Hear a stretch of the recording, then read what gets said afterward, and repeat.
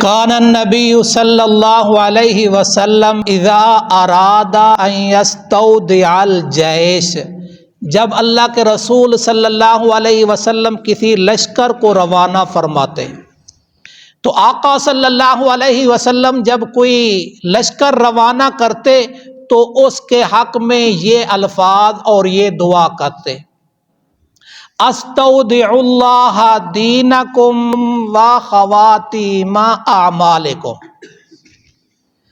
میں تمہارے دین کو، تمہارے مال کو اور تمہارے اعمال کے خاتمے کو اللہ کے حوالے کرتا ہوں۔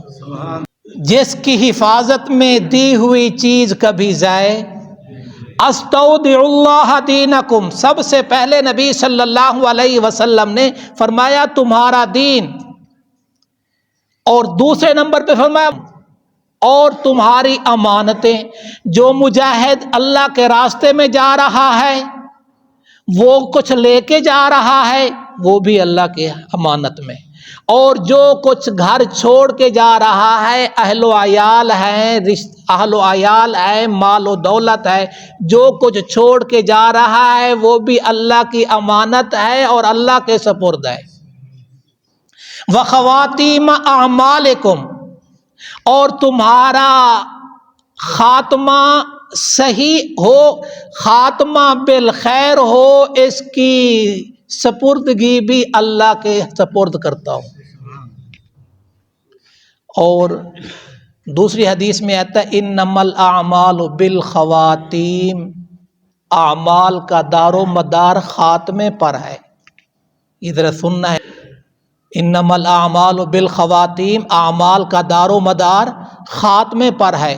ملا علی قاری رحمۃ اللہ علیہ فرماتے ہیں اس حدیث میں انسانوں کو ابھارا گیا ہے، جھنجھوڑا گیا ہے، متوجہ کیا گیا ہے کہ ہر آدمی کو اس بات سے ڈرتے رہنا چاہیے پتہ نہیں میرا خاتمہ کس حال میں ہوگا۔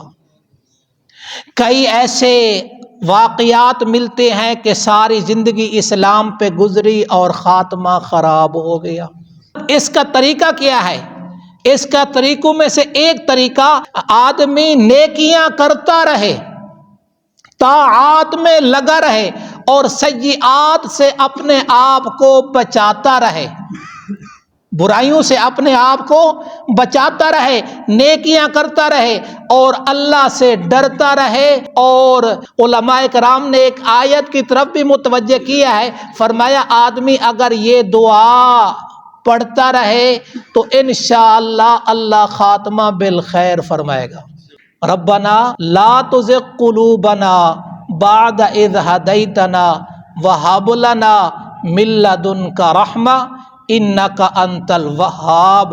یہ دعا میں بھی پڑھیں، اس دعا کو بطور وظیفے کے بھی کریں، ہر نماز کے بعد اٹھتے بیٹھتے اس کا بھی ذکر اور ورد جہاں اور ہوتے ہیں اس کو بھی شامل کر لیں۔